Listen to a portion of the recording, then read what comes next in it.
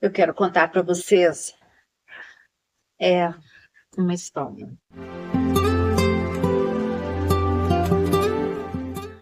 Sejam bem-vindos no meu canal e vamos compartilhar histórias. Quando eu completei 15 anos, na minha época se fazia as festas de 15 anos, bailes de 15 anos. Eu não tive. Mas eu pedi para o meu pai que eu queria namorar. E meu pai disse, olha, se você é um rapaz decente, trabalhador, você pode namorar. Tá bom. Mas eu não tinha namorado ainda, mas eu queria namorar. Aí, um certo dia, eu fui numa festa junina, no conjunto chamado Bela Vista, lá no Minas Brasil.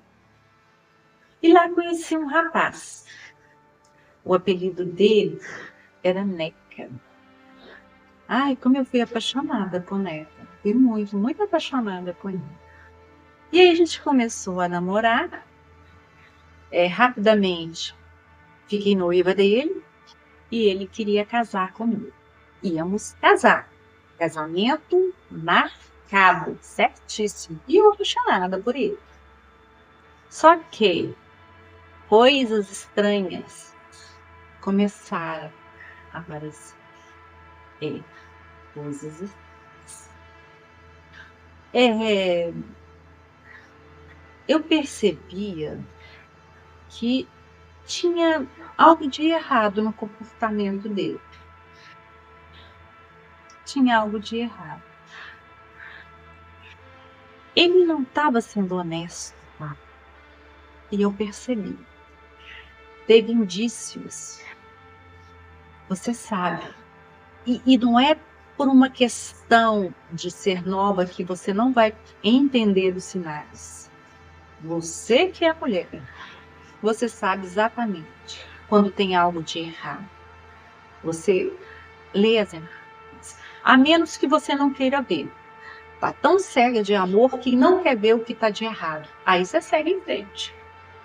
Não foi meu caso. Eu sabia que tinha algo de errado.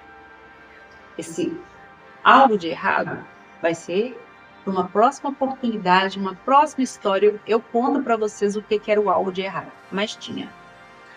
E aí eu resolvi terminar com ele o noivado. Porque eu não queria. Não compactuava com as falhas dele. E aí terminei com ele e ia viajar para o Espírito Santo, para a praia, para casa de um pessoal lá no Espírito Santo. Ia ficar um mês lá. Meu pai ia me levar. Eu tinha 16 anos.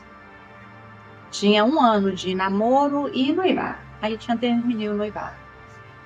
Esse rapaz ligou para mim e falou assim: Marta, tô sabendo que você vai viajar hoje à noite. Tinha mais ou menos 1 semana que eu tinha terminado com ele. E ele falou comigo: tô sabendo que você vai viajar essa noite. Como é que você vai viajar sem sua certidão de nascimento? A minha certidão de nascimento ainda estava com ele. Porque naquela época precisava para levar para o interior para poder movimentar os parâmetros, os papéis para casamento. A gente ia casar. Então essa certidão estava com ele, que ele ia levar lá para a cidade dele, ele era do interior, ia levar lá para a cidade dele e ia dar andamento nos papéis para a gente casar. E eu terminei com ele.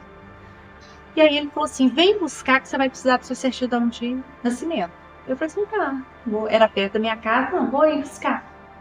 Quando eu chego lá, era um apartamento onde ele morava, ele abriu e já saiu com uma mochilinha, assim: vamos que eu vou, a gente vai buscar a sua certidão, não tá aqui em casa não, tá na casa da minha irmã. E a irmã dele já não morava perto, a irmã dele morava longe. E pegou essa mochilinha, vamos lá. Eu achei meio estranho, mas o que minha certidão tá fazendo lá na casa da sua irmã? Não, é porque já estava lá, que de lá eu ia lá para a roça e tal, e arrumou uma desculpa. Então vamos. E aí eu entrei no carro. Entrei no carro e a gente ia lá na casa. Pra mim, a gente ia na casa da irmã dele. E de repente, eu tô olhando e o carro saindo de Belo Horizonte. Saindo.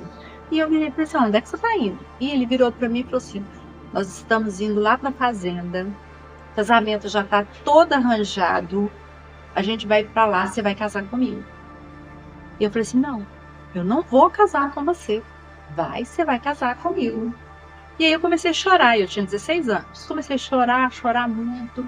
E aí ele saiu da estrada da BR, entrou numa rua de terra, deserto, parou o carro.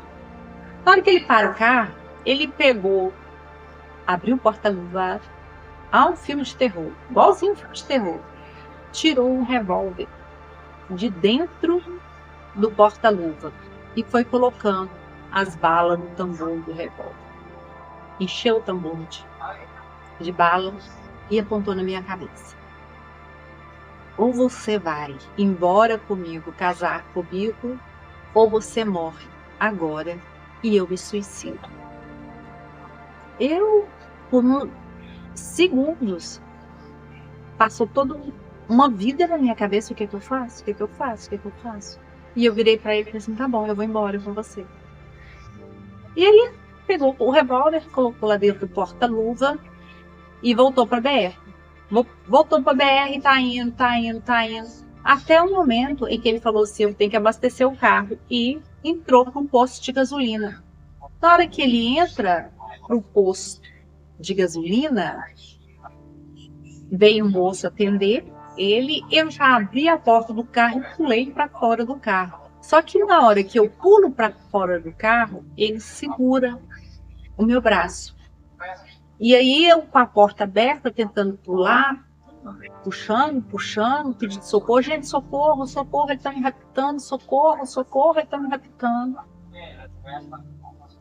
Chega junto o pessoal do posto, e aí já vai do lado dele, assim: solta essa menina. E ele me soltou e falou assim: não, gente, vocês têm que me ajudar, eu tô levando ela pro hospital. Ela tem surto, ela não é certa, ela tem surto. Então eu tô levando ela pro hospital, ela é minha irmã. E eu falei: é mentira dele, é mentira, ele tá armado, ele tá me levando pra roça, eu não quero ir. E aí o pessoal do posto falou assim: não, você não vai levar essa menina não, porque se acontecer alguma coisa com ela, nós somos culpados, ela tá pedindo socorro pra gente, você não vai levar ela não. E aí, na hora que o pessoal fala isso, vira para mim e fala assim: pode subir lá para cima. Era um posto que tinha uma escada e eu subia e ia lá pro lado do restaurante. E assim eu fiz. E ele saiu que nem um louco pela BR. Que nem um louco. E foi embora. E aí eu, no posto, da porta lá do restaurante, olhando para a BR, ele voltou de novo. Ai, gente, ele tá voltando. E ele: não, fica calma, que ele não faz nada com você, não. E pegou e voltou com o carro, sumiu. O pessoal do posto, eu não tinha dinheiro, não tinha nada. O pessoal do posto parou um ônibus, pediu o motorista para me deixar lá próximo, lá no centro, aonde que eu podia descer, aonde que eu já sabia ir embora. E assim fez. Eu peguei esse ônibus e voltei para casa. Quando eu volto para casa, ele tentou novamente, porque eu ia viajar de noite. Aí meu pai chegou e ele foi lá em casa. E aí deu aquela confusão com meu pai, que meu pai ficou bravo, falou assim: você apontou a arma para minha filha? Aponta a arma para mim, aponta a arma para um homem, não aponta a arma para uma criança, não. E deu uma confusão na minha casa. E aí ele falou pro meu pai: não, ela tá grávida, eu tô desesperado que ela tá indo embora, ela não quer saber de mim, ela tá grávida de mim. Mentira. Era tudo mentira dele, era mais uma armação para tentar me levar embora. E aí meu pai falou assim: olha, vamos fazer o seguinte, você vai embora, ela não tem condição de conversar com você. E aí ele foi embora. De noite, na rodoviária de Belo Horizonte, meu pai estava lá comigo para poder me acompanhar, para me levar lá para o Espírito Santo. Meu pai foi comigo, me acompanhando, e a gente foi de ônibus. E aí, lá na rodoviária, ele chega novamente. E ele chega e eu já comecei a ficar desesperada e meu pai fala assim: "Não, calma, calma, ele não vai fazer nada com você aqui. Tá cheio de policial aqui, pode ficar tranquilo. Escuta só o que ele vai falar e deixa ele embora". E aí ele chegou perto e falou assim, falou novamente para o meu pai: "Olha, o casamento tá armado, tudo lá no interior. E tá o juiz de paz, tá meu pai". Ele era filho de fazendeiro. E antigamente tinha aquela questão dos coronéis que mandava lá no interior, era do tipo. E aí eu falei assim: "Não, tá tudo armado, vamos embora que eu vou dar de tudo, do bom e do melhor para ela. Vamos, o senhor vai com a gente, o senhor vai presenciar o casamento". E aí meu pai perguntou, olhou para mim, antes do meu pai perguntar, eu falei assim: "Pelo amor de Deus, eu quero ir embora, eu quero ir embora". E meu pai falou assim: "Não, pode ficar calmo". E aí falou com ele: "Olha, ela não quer, ela tá nervosa, ela não quer, depois, quando ela chegar, se for necessário, vocês conversam". E aí ele me entregou um saquinho de papel com 2 maçãs dele. "Não, toma para lanche, toma, toma", e acabou que eu peguei para ficar livre dele. Peguei e ele foi embora e eu fui para o Espírito Santo. Dentro desse saquinho tinha 2 maçãs. Eu observei que uma das maçãs tinha algo dentro dela e quando eu abri tinha minha aliança lá, porque eu tinha entregado a aliança para ele, então eu não queria mais nada. E aí ele tinha enfiado a aliança dentro da maçã. Fui para o Espírito Santo, voltei e voltei em outra vida completamente diferente. Não voltei mais para ele, não quis saber dele, e ele foi uma paixão muito grande que eu tive aos 16 anos. Foi o meu primeiro namorado que eu tive realmente, né, namorado assim dentro de casa, tudo bonitinho. Foi 1 ano e pouco, mas foi uma história de amor que se transformou em uma história de terror. Então, fica aqui o alerta para vocês, mulheres: não aceitem relacionamento abusivo. Vocês não são objeto de ninguém.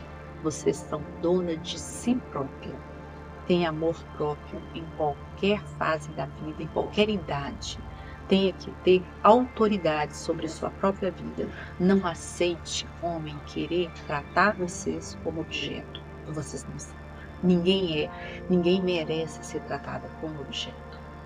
Então fica aqui esse alerta para você. E muito obrigada por ter ficado até o final. Se você gostou do conteúdo, inscreva-se no canal, comente, curte, compartilhe. Até a próxima!